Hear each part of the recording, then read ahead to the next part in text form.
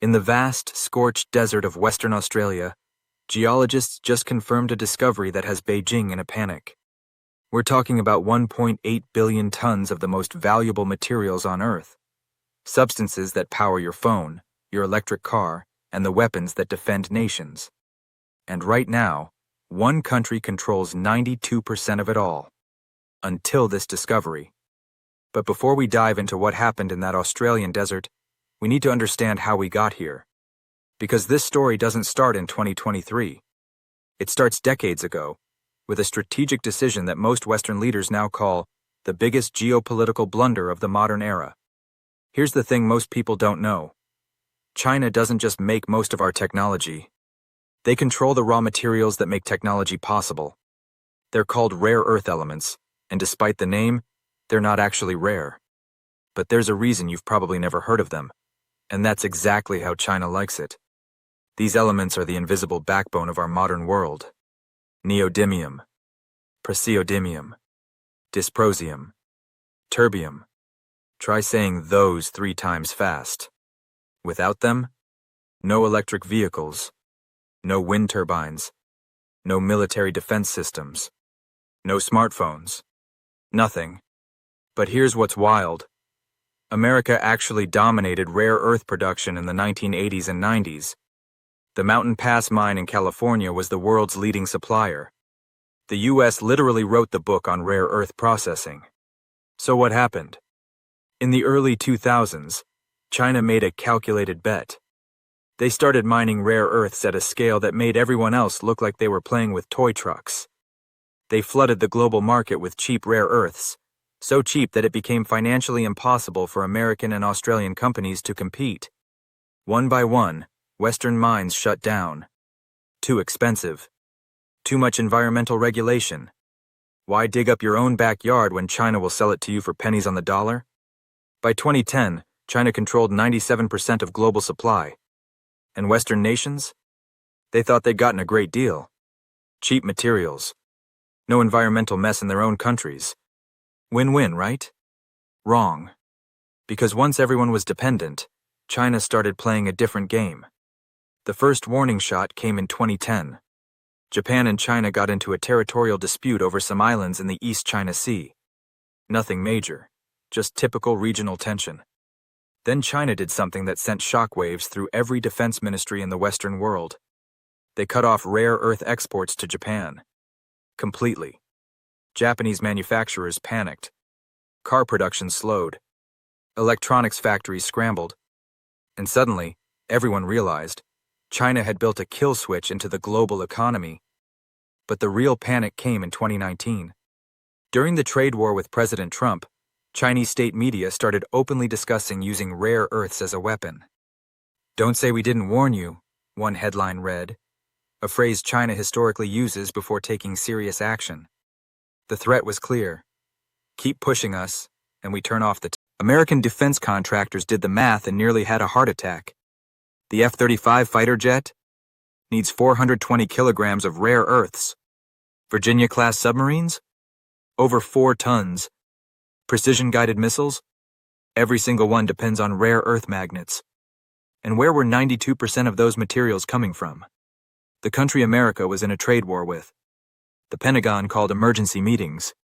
The Department of Energy scrambled to find alternatives.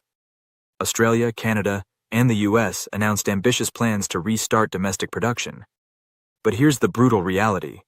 Mining rare earths is one thing. Processing them economically is something else entirely. Let me explain why breaking China's monopoly seemed almost impossible. First, rare earth mining is one of the dirtiest, most chemically intensive processes on Earth. You're not mining gold nuggets here. These elements are scattered throughout massive amounts of rock in tiny concentrations.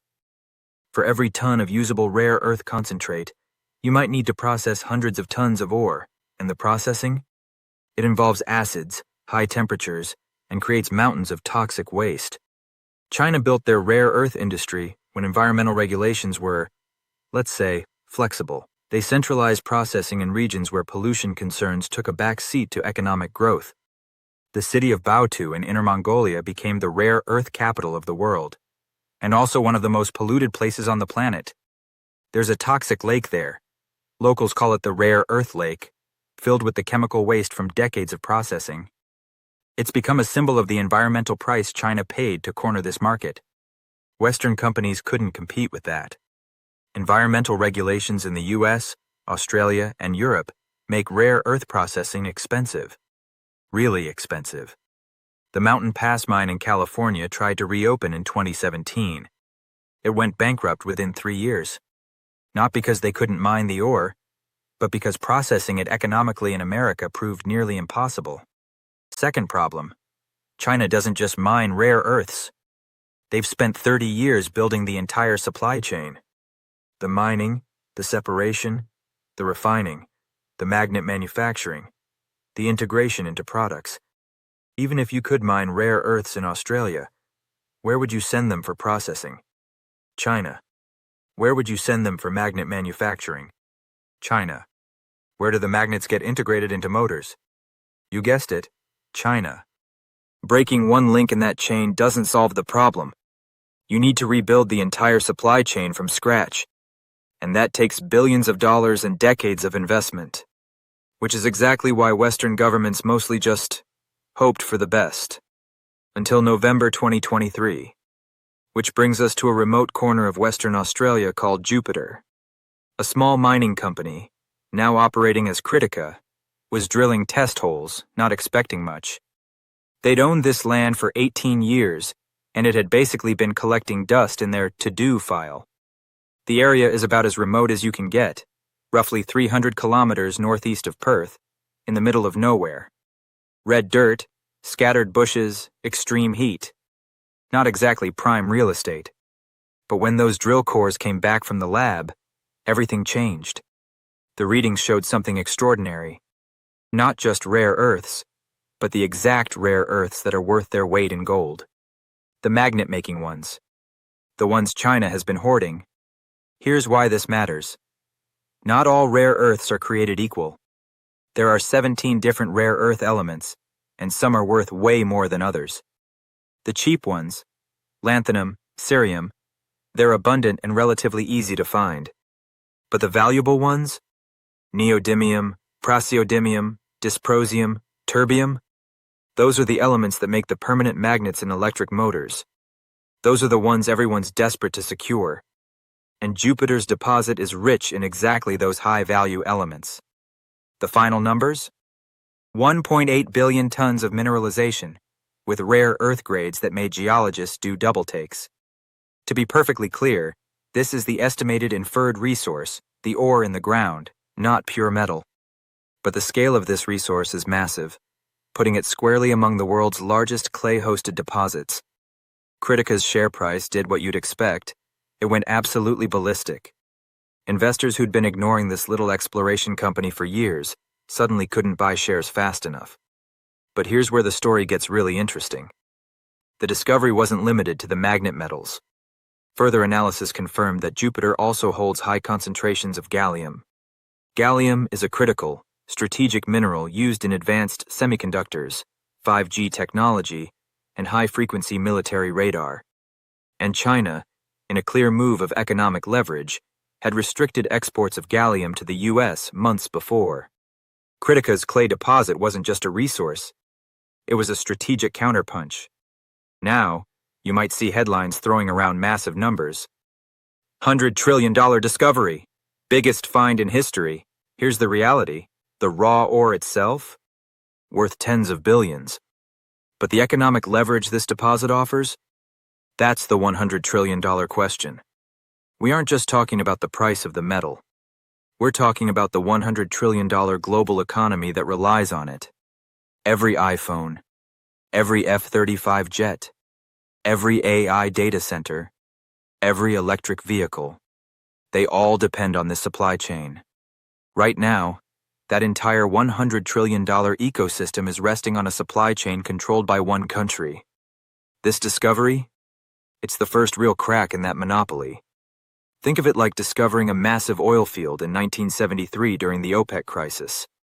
The oil itself might be worth billions. But the strategic value? The ability to power your economy without depending on countries that might cut you off? That's priceless.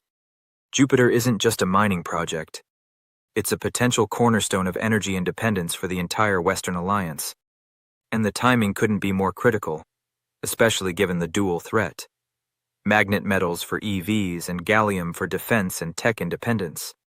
While China was building their rare earth monopoly, something else was happening. The world decided to go electric. Climate change concerns, technological advances, and government mandates all converged. Electric vehicles went from a niche curiosity to mainstream reality in less than a decade. And every single one of them needs rare earth magnets. A typical electric vehicle contains about 1 kilogram of neodymium and praseodymium in its motor magnets. Tesla alone is producing over 1 million vehicles per year. Traditional automakers are racing to catch up, with most pledging to go fully electric by 2035. The math is brutal. If we're building 30 million electric vehicles per year by 2030, a conservative estimate, we'll need 30,000 tons of magnet rare earths annually. Just for cars. Add in wind turbines. Each large offshore turbine needs about 600 kilograms of rare earth magnets, and the numbers become staggering. The International Energy Agency projects that demand for rare earths will increase by 4 to 6 times by 2040. And that's assuming no new applications emerge. But new applications are emerging. Defense systems are becoming more sophisticated. Data centers for AI are proliferating. Robotics, drones, advanced manufacturing, all of it needs rare earth magnets. Current global production? About 300,000 tons per year.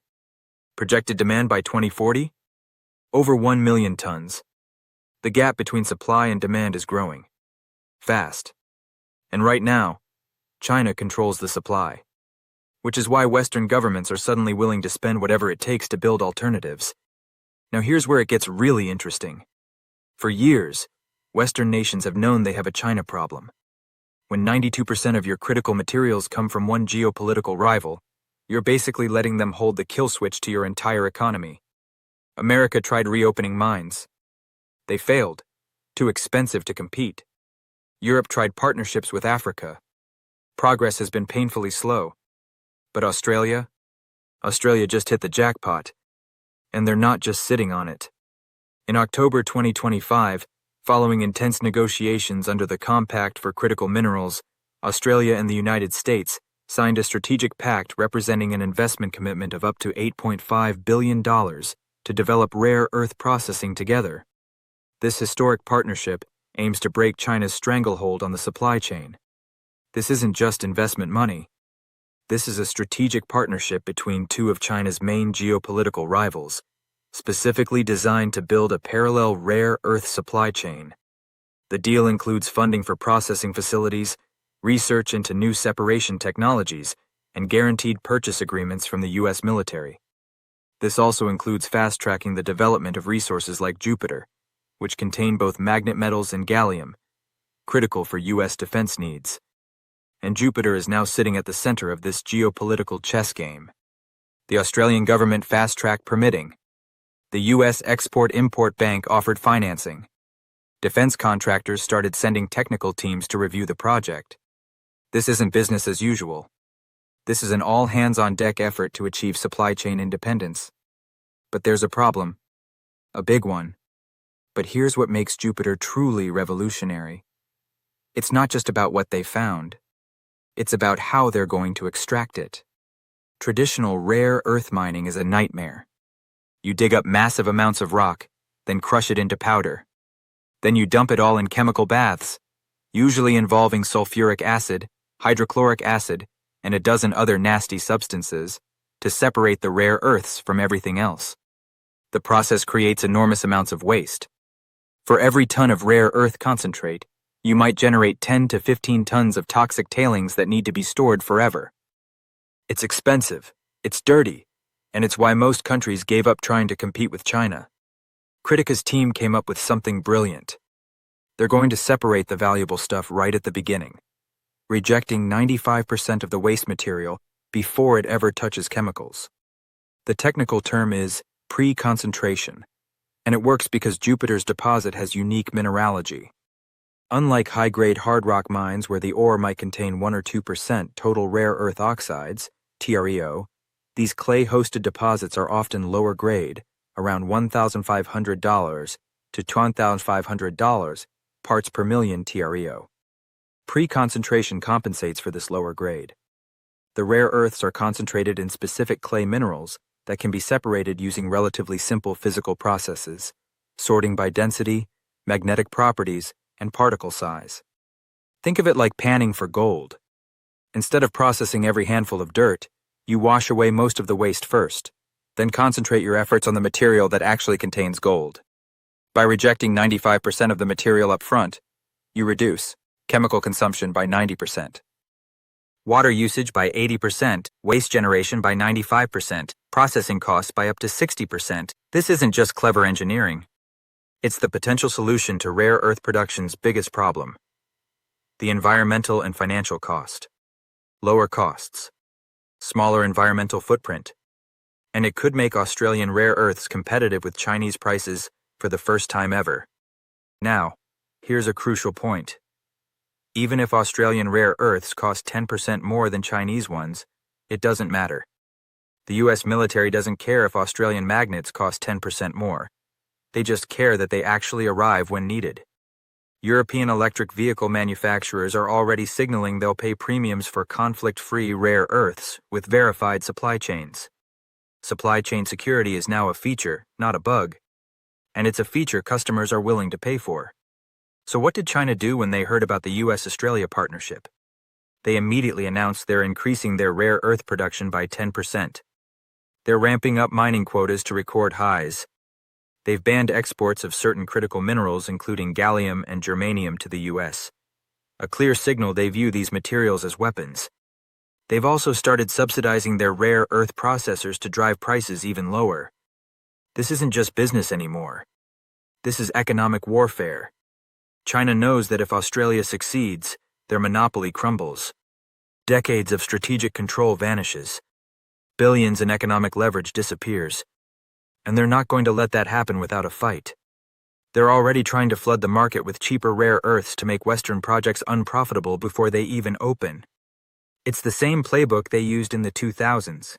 Dump cheap supply onto the market, force competitors out of business, then control prices once you're the only game in town. But this time, there's a crucial difference. Western governments are now treating rare earths as a matter of national security. They're willing to subsidize production, guarantee purchases, and accept higher costs. But here's the thing. Countries are now willing to pay more for rare earths that don't come from China. Supply chain security is worth the premium. The European Union designated rare earths as critical raw materials and committed 35 billion euros to secure supply. Japan and South Korea joined a US-led mineral security partnership. India launched its own rare earth development initiative. For the first time in decades, China's economic leverage is facing coordinated resistance. But coordination is one thing, execution is another. So where does this go from here? Critica has already drilled over 40,000 meters of exploration holes, basically proving this deposit is real and massive. They've got $6 million in the bank. And they're racing to solve the metallurgical puzzle that will unlock commercial production. But even with fast-tracking, Jupiter is still years away from production. They need to complete a bankable feasibility study, secure project financing, build processing facilities, establish logistics chains. Optimistically, first production might come in 2028 or 2029. More realistically, 2030. Meanwhile, the global demand for these materials is about to explode. Every electric vehicle needs about 1 kilogram of rare earth magnets. Every large wind turbine, 600 kilograms. With 30 million electric vehicles projected to be sold every year by 2030, we're talking about demand that could dwarf current supply. The West is building a new supply chain from scratch, and Australia's Jupiter deposit is the cornerstone. But it's not the only piece. MP Materials in California is ramping up its Mountain Pass mine. Lynas Corporation in Australia is expanding processing capacity. Canada's Saskatchewan is seeing a rare earth exploration boom. For the first time in decades, There's a coordinated effort to build rare earth production outside China. The question is, will it be fast enough? Here's what most people miss about this story. Rare earths are just one battleground in a much larger economic war. China's dominance isn't limited to rare earths. They control 70% of cobalt refining, needed for batteries, 60% of lithium processing, 80% of solar panel manufacturing, 75% of battery production. The pattern is the same across the board. China identified critical materials for the future economy, invested massively while Western countries weren't paying attention, and now controls the supply chains that power modern technology. Rare earths are just the most dramatic example. The Jupiter discovery matters not just because of what it contains, but because of what it represents. A potential blueprint for breaking China's grip on critical materials.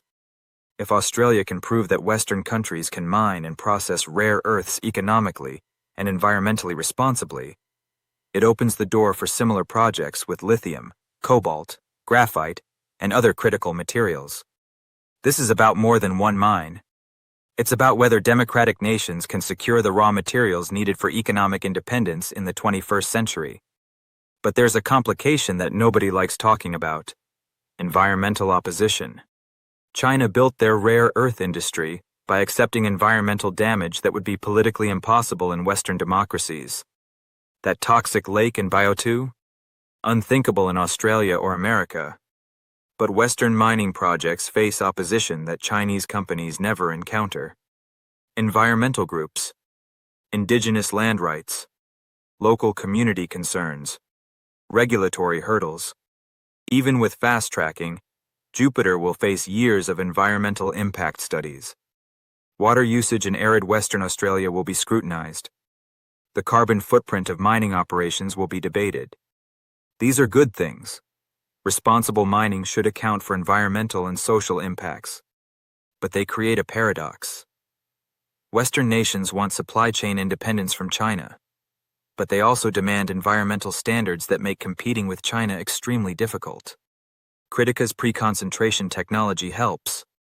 By reducing waste and chemical use, it makes the project more environmentally defensible. But it doesn't eliminate the fundamental tension. This is the uncomfortable question Western leaders need to answer. How much environmental compromise are we willing to accept to achieve supply chain security? Because if the answer is none, then China's monopoly continues. Buried under the red dirt of Western Australia lies more than just rocks and minerals. It's the potential to reshape global power dynamics, to challenge a 30-year monopoly, to secure the foundation for the next century of technology. China built their rare earth empire while the world wasn't paying attention. They made a strategic bet that Western nations would prioritize cheap materials over supply chain security. For 20 years, they were right. Now, with one massive discovery and billions in backing, Australia is betting they can take it back. The stakes couldn't be higher. We're talking about the materials that power everything from smartphones to missile systems. The rare earths that make electric vehicles possible. The magnets that turn wind turbines and drive industrial robots. China has leveraged their rare earth dominance for geopolitical advantage. They've demonstrated willingness to use it as a weapon. And as tensions rise over Taiwan, trade, and technology, that leverage becomes more dangerous every year. Jupiter represents a chance, maybe the best chance, for Western nations to break free. But it's not guaranteed. China will fight to maintain their monopoly. They'll flood markets with cheap supply. They'll use their processing dominance to undercut competition. They'll leverage their 30-year head start. The question is, will Jupiter deliver on its strategic promise? Or will China's economic countermeasures crush it before it ever gets off the ground? The answer will determine not just the future of one Australian mining project, but the balance of economic power for the next 50 years. Because in the 21st century, whoever controls the critical materials controls the economy. And right now, that's a game China is winning. But maybe, just maybe, a hole in the Australian desert might change that. What do you think? Is national security worth paying more for your electronics? Will Australia break China's monopoly, or is this too little too late? Can Western democracies compete with China's environmental shortcuts Or do we need to accept that supply chain security comes with environmental trade-offs? Drop your thoughts in the comments. And if you want more stories about the hidden economic battles shaping our world, hit that subscribe button. Because this story, it's just beginning.